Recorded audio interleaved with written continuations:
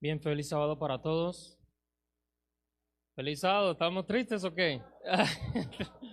Algunos como que, como les sorprendí, no esperaban de que saludaran.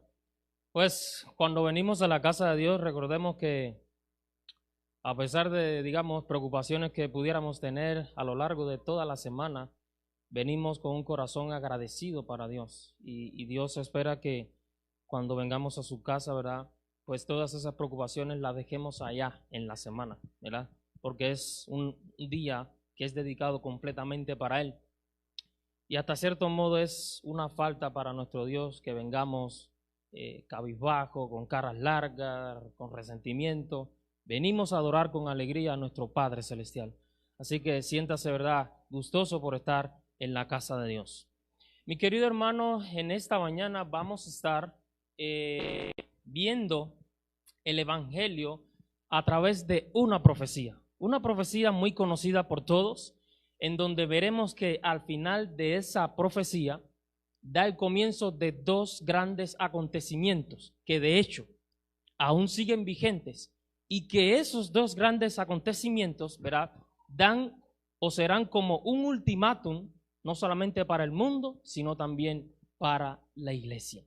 Como decía al principio, es una profecía una de las profecías muy conocidas por todos, al menos por los adventistas del séptimo día. Y es la profecía de los 2300 años, ¿verdad?, que encontramos en Daniel 8:14. Pero para eso, en esta mañana, nosotros vamos a estar abundando todo esto referente al capítulo 10 de Apocalipsis. Y vamos a ver la similitud que tiene esta profecía con lo que se describe en el capítulo 10 de Apocalipsis. Si me lo permiten, por favor, yo quisiera, como es pequeño, leer el capítulo 10 de Apocalipsis y que todos nos concentremos bien en cada palabra que vamos a leer ahí, porque vamos a estar desglosando todo este sermón a raíz de este pasaje. Dice: vi descender del cielo otro ángel fuerte, envuelto en una nube, con el arco iris sobre su cabeza. Su rostro era como el sol y sus pies como columnas de fuego. Tenía en su mano un librito abierto. Puso su pie derecho sobre el mar y el izquierdo sobre la tierra, y clamó a gran voz como ruge un león. Y cuando hubo clamado, 7 truenos emitieron sus voces. Cuando los 7 truenos hubieron emitido sus voces, yo iba a escribir, dice Juan, pero oí una voz del cielo que me decía: sella las cosas que los 7 truenos han dicho y no las escribas. El ángel que vi de pie sobre el mar y sobre la tierra levantó su mano hacia el cielo y juró por el que vive por los siglos de los siglos, que creó el cielo y las cosas que están en él, y la tierra y todas las cosas que están en ella, y el mar y las cosas que están en él, que el tiempo no sería más, sino que en los días de la voz del séptimo ángel, cuando él comience a tocar la trompeta, el misterio de Dios se consumará, como él lo anunció a sus siervos los profetas. La voz que oí del cielo habló otra vez conmigo y dijo: ve y toma el librito que está abierto en la mano del ángel que está en pie sobre el mar y sobre la tierra. Fui donde el ángel, diciéndole que me diera el librito, y él me dijo: toma y cómelo, te amargará el vientre, pero tu boca será dulce como la miel. Entonces tomé el librito de la mano del ángel y lo comí. En mi boca era dulce como la miel, pero cuando lo hube comido, amargó mi vientre. Y él me dijo: es necesario que profetices otra vez sobre muchos pueblos, naciones, lenguas y reyes. Un pasaje que muchos de nosotros hemos leído, hemos estudiado, ¿verdad? Hemos abundado al respecto. Entonces, basado en este pasaje, en esta mañana, nosotros vamos a ver qué secciones debe presentar el mensaje del Evangelio, ¿verdad?, en el tiempo del fin. Y lo primero que podemos encontrar allí en este pasaje, el capítulo 10 de Apocalipsis, es que el mensaje es retomado por el propio Dios. Dice el pasaje, como bien escuchamos, que dice que se manifestó el propio Dios viniendo con el arco iris sobre su cabeza y tenía en una de sus manos un librito. Recordemos allá en el libro también de Daniel, que dice en el capítulo 12 que el ángel mandó a Daniel que sellara ¿qué? La profecía, porque era para ¿qué?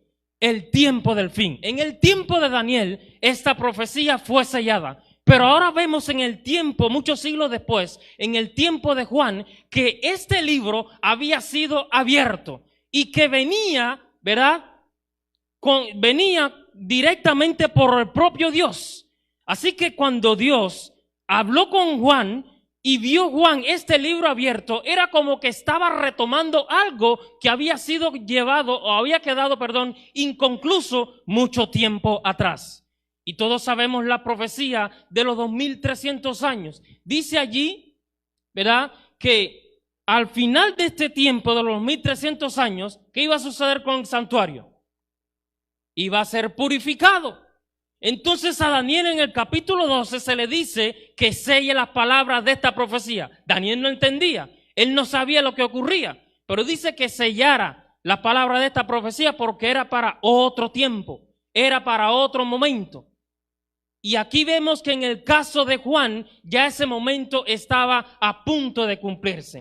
El tiempo del fin. A Juan se le manifiesta Dios y le dice, mira este librito, mira esta profecía, y el tiempo comienza a cumplirse. Y allí lo podemos ver también en el versículo 11, que es el texto seleccionado para esta mañana. Es necesario que profetices nuevamente sobre reyes, sobre naciones, sobre todas las personas en el mundo. Es necesario que vuelvas a hacer lo mismo que hicieron todos los profetas anteriores. Es necesario que retomen nuevamente la profecía que había sido sellada durante el tiempo de Daniel. El mensaje fue retomado por el propio Dios. El mensaje fue retomado por el propio Dios porque, bueno, Dios es el autor del mensaje. Y Dios nuevamente lo retoma, no porque las personas están preparados para recibir ese mensaje, sino porque es el tiempo de su cumplimiento. Y les digo más, cuando en el finales del siglo XVIII y principios del siglo XIX, comenzó este auge de este movimiento, muchos lo llaman movimiento millerita y muchos lo llaman el movimiento del segundo advenimiento, ¿verdad? O de las profecías de Daniel. Cuando comenzó este auge, esta prédica en la ancha faz de la tierra, el mundo no estaba preparado para este mensaje. Un recuento. En ese tiempo existía ya un avance industrial. Se había creado la máquina de vapor y la economía que antes era a base de la tierra, o sea, era una economía agrícola, ahora era una economía manufacturada. También habían conflictos regionales. Estaba la sublevación americana, donde ustedes saben que este país estuvo a punto de dividirse. Los estados del sur querían mantener la esclavitud y los estados del norte no. Y producto de eso, ¿qué fue lo que vino? Una guerra civil. También estaba, ¿verdad?, la sublevación francesa, ¿verdad?, en el año 1789, la toma de la Bastilla. ¿Qué ocurrió también durante ese tiempo? Un avance científico. Grandes pensadores como Isaac Newton descubrió la ley de gravedad.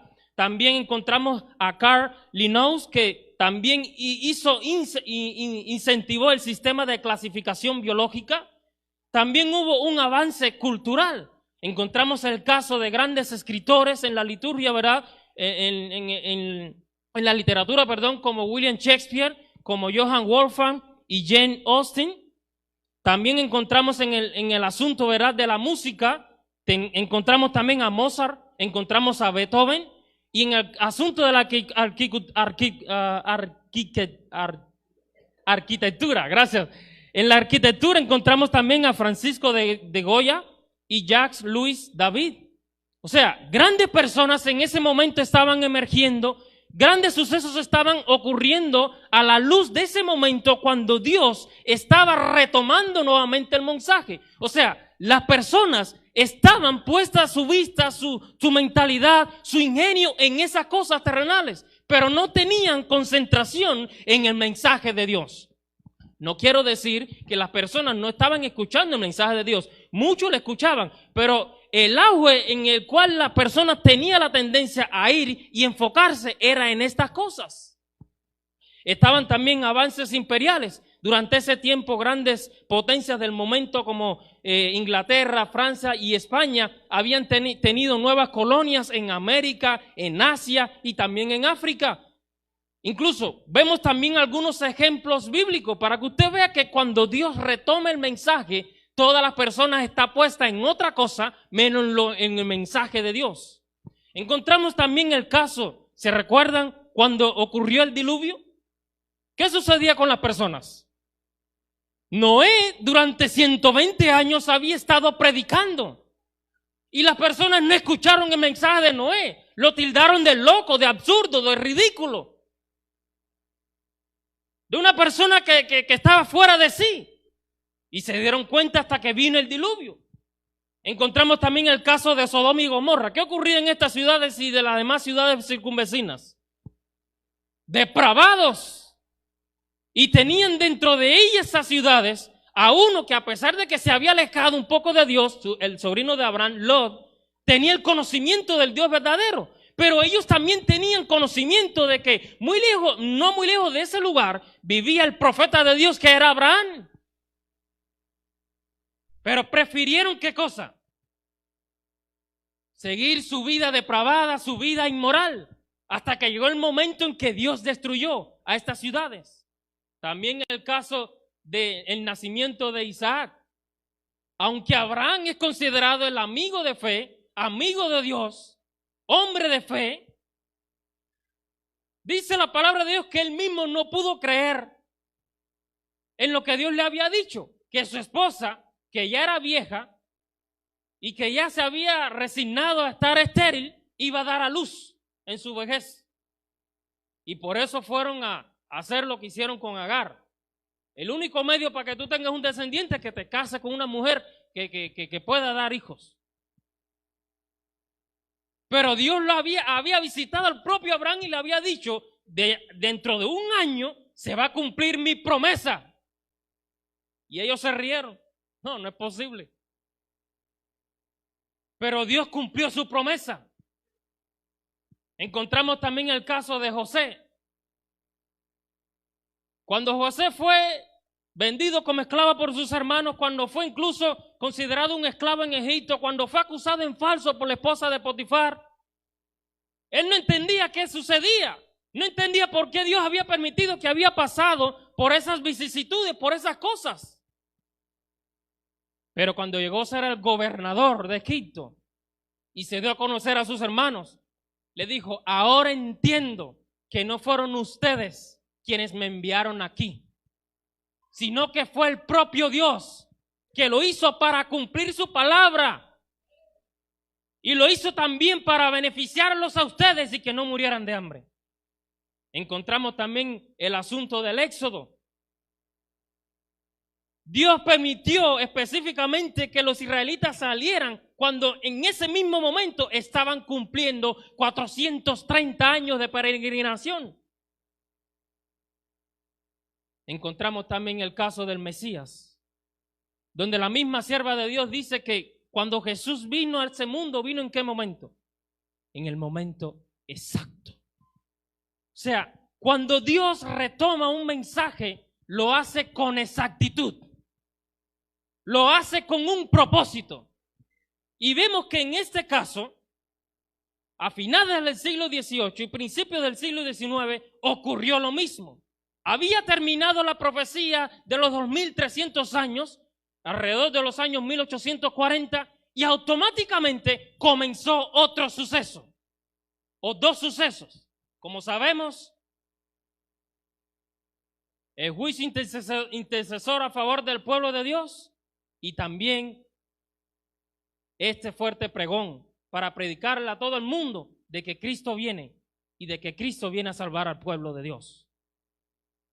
Ahora, fíjense para corroborar esto, que si nosotros vamos allí al libro de Daniel, libro de Daniel capítulo 12, allí podemos ver la manifestación que el propio Dios, ¿verdad? Cuando Dios se le manifestó al propio Daniel, que son similares a las mismas características de ese ser que se le presenta a Juan en el capítulo 10 de Apocalipsis. Dice la palabra de Dios allí en el capítulo 12, versículo 5, yo, Daniel, miré y vi a otros dos que estaban en pie, o sea, otros dos ángeles, uno a este lado del río y el otro al otro lado. Y dijo uno al varón vestido de lino que estaba sobre las aguas del río. Quedémonos ahí. ¿Por qué cree usted que dice la palabra de Dios que Daniel vio a un varón vestido de lino? ¿Quiénes eran los únicos que se vestían de lino en el tiempo bíblico? Los sumos sacerdotes. Y ahora vemos que este ser está vestido de lino. ¿Por qué? Porque anteriormente se le está diciendo a Daniel en el versículo 4, sella la palabra y este libro porque todas las cosas sean para el tiempo del fin. ¿Por qué este varón se presenta, que como sabemos representación del propio Cristo, se presenta vestido de lino delante de Daniel? Porque le está mostrando a Daniel que al finalizar esta profecía, él iba a comenzar una nueva función especial a favor de su pueblo. Y si seguimos leyendo ahí versículos siguientes, vemos de que este varón que se presenta delante de Daniel, dice que levanta las dos manos al cielo y también jura por el que vive por los siglos de los siglos. ¿Por qué levanta las dos manos al cielo? Porque en ese momento no tenían el libro. Pero vemos aquí en el capítulo 10 de Apocalipsis que ese varón levanta solo una sola mano. ¿Por qué? Porque en la otra tenía la palabra que le había sido vedada en el tiempo de Daniel. Él había tomado el mensaje y ahora era el momento de devolverle ese mensaje al pueblo de Dios para que predicara hasta la ancha faz de la tierra.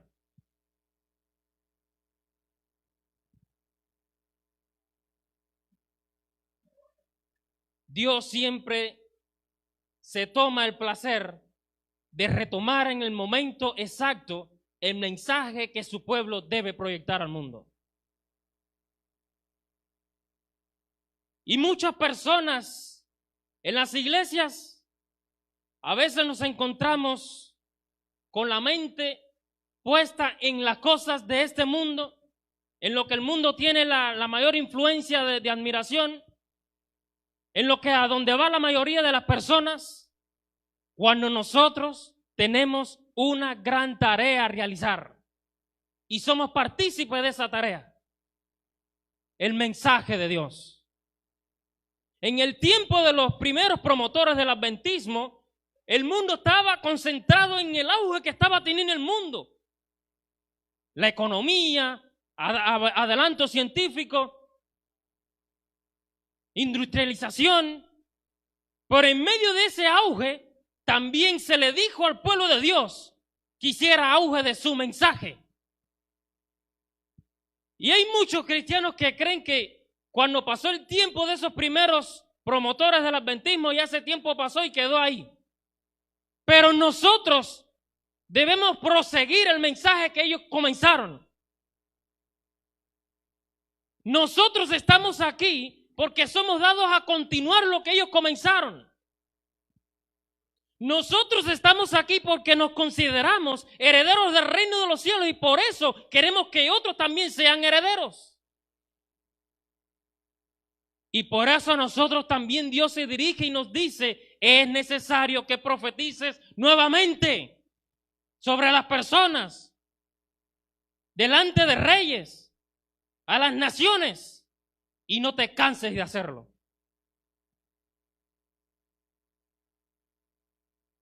Ahora, la otra fase de este mensaje en el tiempo del fin, porque todos sabemos que después que culminó esta profecía de los 1300 años, es considerado el tiempo del fin. No el fin del tiempo, sino el tiempo del fin. Tú y yo estamos viviendo en ese tiempo. La otra fase de este mensaje, durante este tiempo del fin, la podemos encontrar en los versículos 9 y 10 de ese capítulo 10 de Apocalipsis. Dice la palabra de Dios: Fui donde el ángel diciéndole que me diera el librito, y él me dijo: toma y cómelo, te amargará el vientre, pero en tu boca será dulce como la miel. Entonces tomé el librito de la mano del ángel y lo comí. En mi boca era dulce como la miel, pero cuando lo hube comido, amargó mi vientre.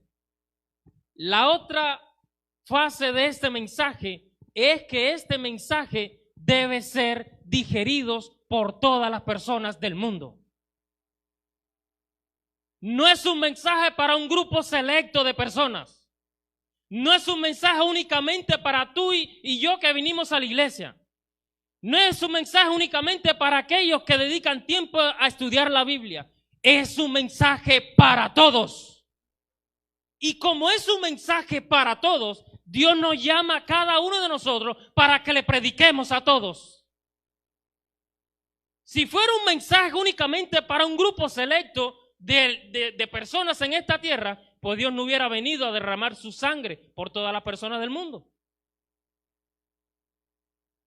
Pero dice allí la palabra de Dios que a Juan se le mandó la orden: ve y come este libro, ve y come la palabra de Dios, ve y nútrete de lo que yo he escrito, ve y nutre de la palabra que sale de mi boca, cómela, nútrete de ella, digiérela y después habla de mí. Ahora, sabemos históricamente también que durante ese tiempo, finales del siglo XVIII y principios del siglo XIX, para que usted vea cómo todo se va encadenando y cómo Dios tiene el control de su mensaje en esta tierra, en la ancha faz de la tierra, al mismo nivel, proporcionalmente al auge que estaba teniendo el mundo en cuanto a la industrialización, economía y demás, a la ancha faz de la tierra, también Dios levantó personas que se dieron por todo para predicar el mensaje de Dios. Y ojo, no fueron personas que fueron adventistas o que todavía eso no había, la iglesia oficialmente no se había creado ni nada. Fueron personas que no tenían una denominación con la que se identificaron, pero fueron personas que, como Juan, comieron de la palabra de Dios y se sintieron tan llenos, tan desbordados, que quisieron transmitírselo a los demás. Y entre esas personas encontramos a Wolf, que predicó en el Asia, en África y también en el Medio Oriente. Este Wolf incluso en una de sus visitas que tuvo aquí en los Estados Unidos, en varios lugares, fue también llamado a predicar en Washington. Y específicamente, cuando se encontraba el presidente Adams, fue invitado este hombre para que predicara en el Congreso. Y allí habilitaron una de los cuartos del Congreso para que se reuniera todo el Congreso juntamente con el presidente y escuchara la palabra de Dios. Eso nos muestra a nosotros, mis queridos hermanos, cuán poderoso es el mensaje de Dios. Cuán firme y verdadero es el mensaje de Dios. Y si eso nos muestra esto, y personas que tal vez no tenían mucho conocimiento de la palabra de Dios, y personas del gobierno se sintieron dignados y con la curiosidad de escuchar de la palabra de Dios, ¿cree usted que en este tiempo no habrán también personas en el gobierno, personas en toda la ancha faz de la tierra que estén deseosas de escuchar la palabra de Dios? Pues claro que sí, porque el mensaje de Dios es poderoso y suscita curiosidad en aquellos que le escuchan. Y tú y yo tenemos el privilegio de ser embajadores de ese mensaje. Es un privilegio, mis queridos hermanos. Por eso, cuando usted se sienta con el deseo de predicar la palabra de Dios, que de hecho, ese deseo debe ser siempre, no un momento en la vida. Cuando usted se sienta con el deseo de predicar la palabra de Dios, hágalo con gusto, hágalo con poder, hágalo sabiendo que usted no está hablando por sí mismo, usted está hablando la palabra del Dios eterno. Y este hombre fue invitado por la máxima autoridad de un país para escuchar la palabra de Dios. Cuando usted y yo nos entreguemos continuamente a Dios, cuando usted y yo diariamente comamos de la palabra de Dios, nos alimentemos de la palabra de Dios, seremos invitados por muchos para escuchar la palabra de Dios. También encontramos el caso de Robert Winter, que fue suscitado para predicar en Inglaterra. Lacunza, que aunque era jesuita, decidió dejar de lado, ¿verdad?, esta organización, como usted la quiera llamar, para predicar la palabra de Dios. Comenzó, dice ahí, una autobiografía de él, que comenzó a leer la palabra de Dios y se dio cuenta de que estaba equivocado en cuanto a la creencia que él llevaba. Y se dio cuenta de que se estaba engañando a sí mismo y estaba engañando a otros. Y por eso renunció a ser jesuita y comenzó a predicar en toda la América del Sur. Encontramos también a Wengel, que se dio a predicar en toda Alemania, Gossen en Francia y Suiza, y aquí en los Estados Unidos a William Miller. O sea, vemos, mis queridos hermanos, cómo Dios tiene el control de su mensaje en esta tierra. Terminó una profecía, comienzan dos acontecimientos fundamentales: el juicio investigador a favor del pueblo de Dios y a favor de aquellos, ¿verdad?, que iban creyendo del mensaje del pueblo de Dios, y a la misma vez se levantan personas, o el pueblo de Dios que se levanta para predicar su mensaje y hablar de las palabras de esta profecía.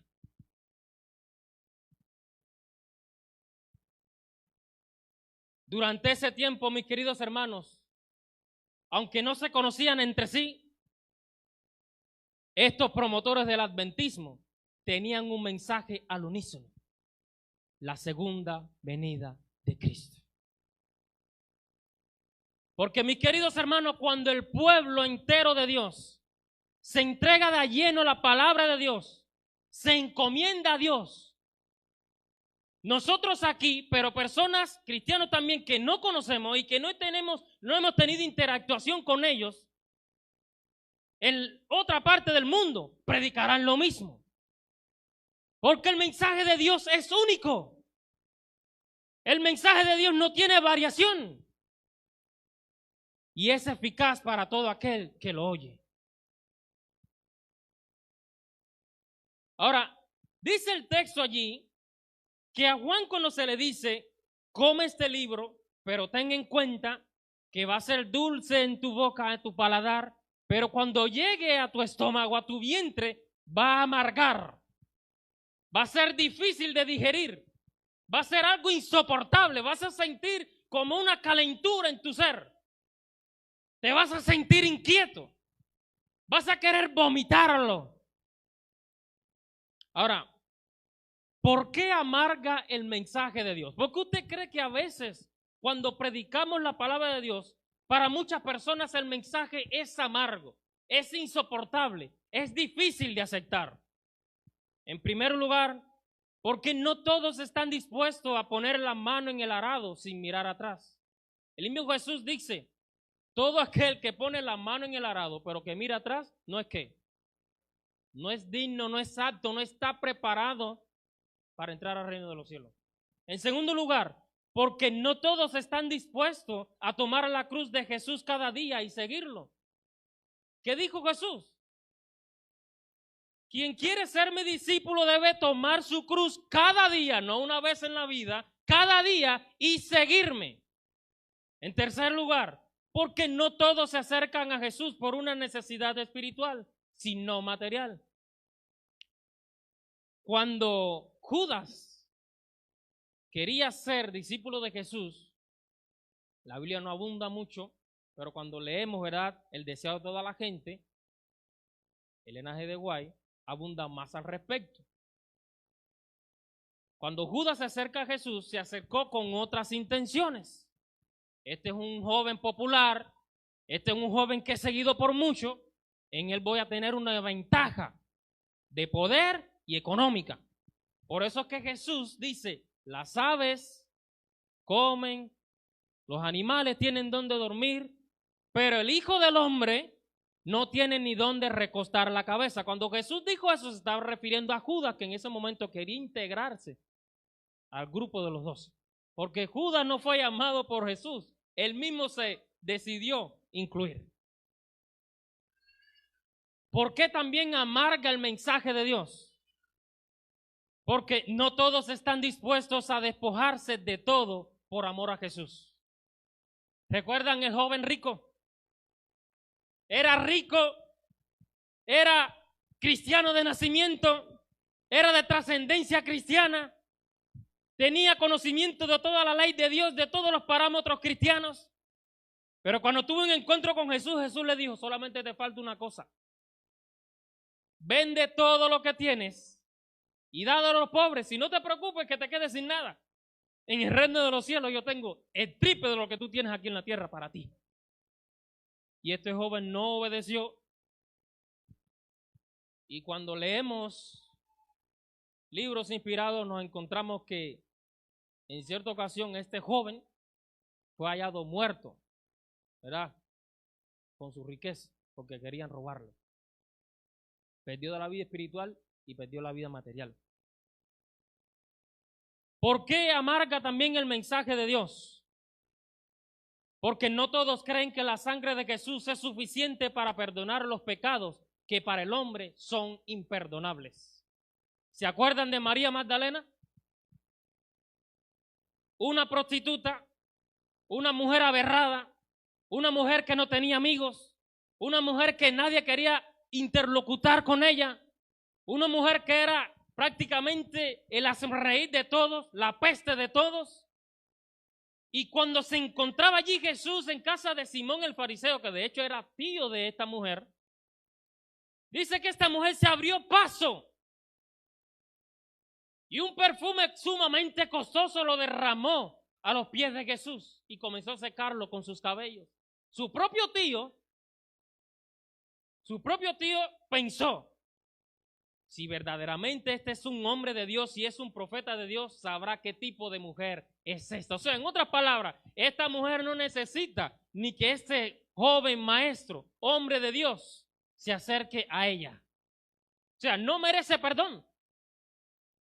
Pero Jesús, sabiendo la necesidad que tenía ella, solamente le dijo, no te preocupes, tus pecados te son perdonados. Lo que para el mundo, lo que para las personas de ese momento era algo imperdonable, era algo que ni siquiera Dios lo podía perdonar, el propio Dios encarnado en la tierra le estaba dando perdón. Porque la sangre de Cristo Jesús, mi querido hermano, es suficiente y abarcante para perdonar cualquier tipo de pecado que a nuestra vista, a nuestro entender, es imposible de perdonar. ¿Por qué a veces amarga el mensaje? Porque no todos los que hablan de Jesús son sus verdaderos discípulos. ¿Qué dijo Jesús? No todo el que me dice Señor, Señor, entrará al reino de los cielos. No todo el que venga a la iglesia puede tener la convicción de que es verdadero cristiano. No todo el que tenga una Biblia puede tener la convicción de que será salvo. No todo el que predique aquí al frente puede tener la convicción de que ya tiene su salvación asegurada. No todo el que incluso nace como cristiano, independientemente de la denominación que sea, quiere decir o quiere asegurar de que estará salvado, sino el que hace la voluntad diariamente de Dios. ¿Por qué también amarga el mensaje? Porque no todos entienden que la salvación no es algo que se compra, sino solamente que se acepta por fe. Porque es un regalo de Dios. ¿Recordamos el caso de Ananías y Zafira? Se atrevieron a mentirle al propio Dios. ¿Por qué? Ellos vieron de que Bernabé había vendido su herencia, su hacienda, todo, y lo puso a los pies de los discípulos para la obra de Dios. Y ellos dijeron, bueno, nosotros también vamos a hacer lo mismo, pero vamos a sustraer una parte. Nadie se va a dar cuenta de eso. Y ya con esto, nosotros vamos a ser favorecidos en la iglesia de Dios y vamos a tener la salvación. ¿Y qué sucedió con ellos? Los dos fueron muertos. Perdieron lo que tenían en esta tierra y perdieron la vida eterna. Ahora, dice el mensaje en Apocalipsis 10 que al paladar de Juan, este librito también iba a ser dulce. ¿Qué implica que el mensaje iba a ser dulce o que el mensaje es dulce? Porque no solamente fue, también lo es y lo seguirá siendo. Bueno, por el mensaje es dulce porque es el único mensaje que te habla de esperanza. El mensaje es dulce porque es el único mensaje que como marketing tiene un regalo, la vida eterna. El mensaje es dulce porque es el único mensaje que te afirma que la muerte no es el final para el hombre. El mensaje es dulce porque es el único mensaje verdadero, porque te habla de un Dios que es completamente verdadero. El mensaje también es dulce porque no denigra a nadie, pero sí le da valor al ser humano. El mensaje es dulce también porque saca lo bueno aún de aquello que a la vista o a simple vista no tiene nada de bueno. ¿Recuerdan el caso, verdad, de Zaqueo? Las personas lo consideraban no merecedor del reino de los cielos, hipócrita, traidor, porque vivía, ¿verdad?, a favor del imperio romano, trabajaba para ellos, pero era su trabajo. Y lo creían de que no merecía el reino de los cielos. Pero cuando Jesús le dijo que tuvo un encuentro con él, hoy me voy a quedar en tu casa, y Zaqueo tuvo un encuentro con Jesús, Jesús se atrevió a decir, el Hijo del Hombre vino a buscar y salvar lo que se había perdido. Hoy ha venido la salvación a este lugar. El mensaje también es dulce porque es el único mensaje que proviene de un Dios eterno. Por eso también es un mensaje eterno. Por eso, mis queridos hermanos, Mateo 24, 14 y 15 nos dice, y será predicado la buena noticia acerca del reino por todo el mundo, de manera que todas las naciones la oirán, y entonces vendrá el fin. Llegará el día cuando verán lo que habló el profeta Daniel. Fíjense en la conexión, ¿verdad?, que hace allí Mateo con Daniel. Llegará el día cuando verán lo que habló el profeta Daniel, el objeto de sacrilegio, o lo que conocemos como abominación desoladora, que causa profanación, de pie en el lugar santo. Es un mensaje eterno y es un mensaje que tú y yo somos dados a proclamar. Ahora, ¿qué otra tercera fase tiene este mensaje en el tiempo del fin? Pues hemos venido abundándolo ya a raíz del tema, pero en tercer lugar tiene un cumplimiento. Dice versículos 5 al 7 allí del libro de Apocalipsis capítulo 10.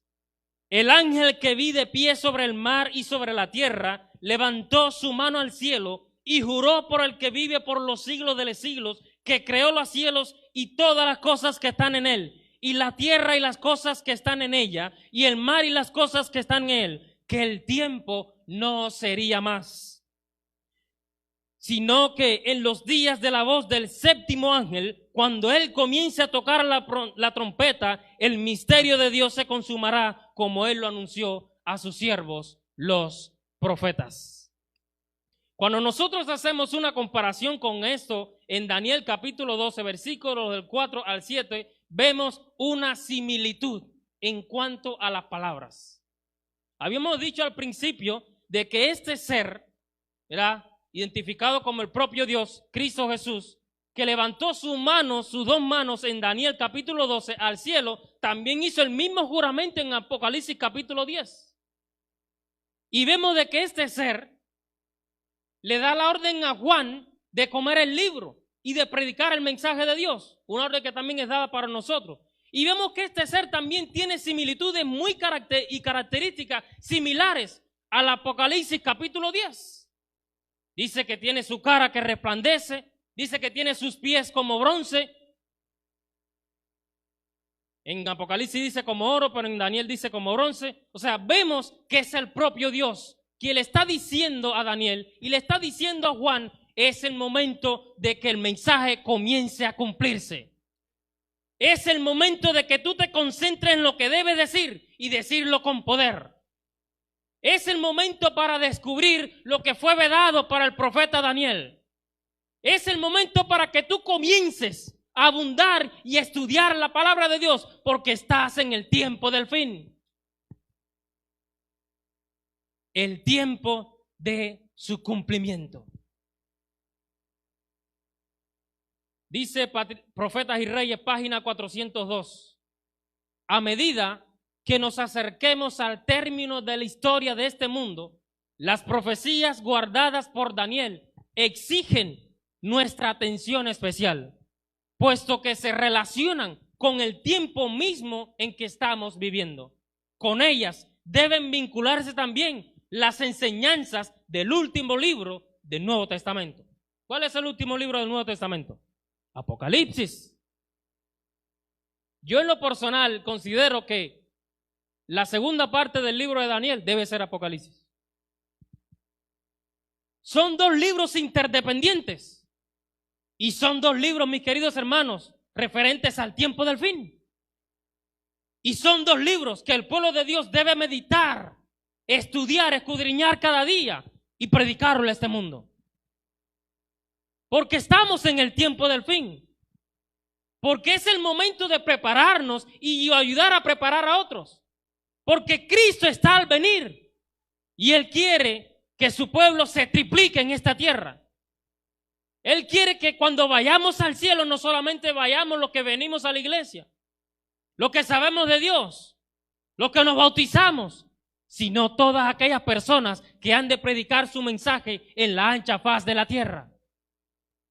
Los promotores del adventismo comenzaron este cumplimiento, pero nosotros somos aquellos que somos dados a continuar lo que ellos comenzaron. Entonces tenemos una gran tarea, mis queridos hermanos. Tenemos una gran responsabilidad. Y tenemos el privilegio que usted y yo formemos parte de esa responsabilidad. Porque es un privilegio tener un mensaje tan eterno y tan poderoso como este. Pues prediquémoslo, porque Dios va a hablar a través de nosotros. Comentario bíblico adventista nos dice que cuando el libro sea sellado, ¿verdad? Cuando el libro sellado, sea abierto en el tiempo del fin, que ya fue abierto, se aumentará el conocimiento de las verdades eternas. Esto corrobora mucho y saca de dudas a algunas personas que cada vez que leen Daniel capítulo 12, versículo 14, donde dice, cierra las palabras y sella el libro hasta el tiempo del fin, muchos van a correr de aquí para allá y la ciencia aumentará. Hay muchas personas que dicen que ahí se refiere a la ciencia como usted y yo la conocemos, que tenemos televisión, que tenemos computadora, que podemos hablar a través de un micro, ¿verdad? Y se amplifica la voz. No se está refiriendo a ciencia humana, sino más bien a la sabiduría y al conocimiento que Dios va a influir en el pueblo de Dios para conocimiento de esta profecía y cumplimiento del plan de salvación. Y tú y yo, mis queridos hermanos, tenemos hoy en nuestro tiempo una luz muchísimo mayor a los profetas del Antiguo Testamento, una luz incluso muchísimo mayor a los primeros promotores del adventismo. ¿Y qué estamos haciendo? La sabiduría y el conocimiento que Dios le ha dado a su pueblo es muchísimo mayor. Nadie puede decir de que no entiende, que no comprende, porque ahí está. Dios ha dotado a su pueblo con una sabiduría muchísimo mayor en el tiempo del fin, con el objetivo de que tú y yo prediquemos con poder la palabra de Dios. Por eso, Dios no admite y no concibe que aquellos que entregan su vida a Cristo Jesús, digan de que no conocen de la palabra de Dios, digan de que no entienden de la palabra de Dios, digan de que les da pena predicar de la palabra de Dios. Dios no admite esto. Porque automáticamente que usted acepta a Jesús como su Salvador, Dios lo bendice a usted con el conocimiento de su palabra. Dios lo bendice a usted para que usted sea un testificador de lo que Dios ha hecho en su vida. Y así se convierte en un transmisor de la palabra poderosa, ferviente y eterna que Él depositó o deposita en tu corazón.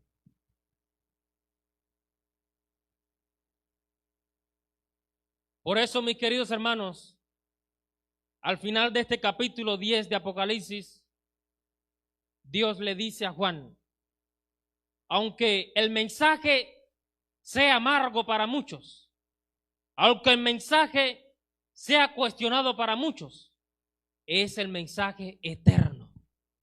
Y es el mensaje que tú debes nuevamente a predicar sobre pueblos, naciones, lenguas y reyes. La misma orden, mis queridos hermanos, se nos da a cada uno de nosotros. ¿Qué vamos a hacer? ¿Qué estamos haciendo? ¿Qué hemos dejado de hacer? En esta mañana, mi querido hermano, hemos podido ver 3 fases principales del evangelio en el tiempo del fin. En primer lugar, un evangelio que fue retomado por el propio Dios. En segundo lugar, un evangelio que debe ser digerido por todas las personas de este mundo. Y en tercer lugar, un evangelio que va a tener o tuvo un cumplimiento. Hoy tú y yo estamos inmersos en esta gran carrera y en esta gran tarea. Formar parte de este evangelio, un evangelio eterno. Hoy tú y yo somos continuadores de lo que muchos años atrás comenzaron. Hoy tú y yo somos dados a seguir predicando con fe, con valor, con ímpetu, ¿verdad?, este evangelio eterno. Hoy tú y yo tenemos la responsabilidad de quitarnos ese concepto de nuestra mente que únicamente venir aquí a la iglesia es suficiente. Tenemos una tarea y debemos desbordarnos fuera de esta iglesia para predicar el evangelio de Cristo. Hoy tú y yo, mis queridos hermanos, tenemos la responsabilidad de que se cumpla en el corazón de muchos ahí fuera en el mundo el cumplimiento de la palabra de Dios. ¿Qué vamos a hacer? Si en esta mañana, mis queridos hermanos, tú le quieres decir a tu Padre, tú le quieres decir a tu Señor, Señor, yo me entrego por entero a ti. Yo me entrego a tu servicio. Yo me comprometo en tu evangelio. Yo me comprometo en la labor que tú depositaste en mis manos. Si tú le quieres decir eso a tu Señor, te invito a que te vayas poniendo en pie mientras vayamos cantando las notas de este himno. Y eso será un incentivo personal para ti, para que tú te comprometas y entiendas que estamos viviendo el tiempo del fin. Y en medio de este tiempo, tú y yo tenemos o formamos parte de un rol fundamental: predicar el santo evangelio de Cristo Jesús.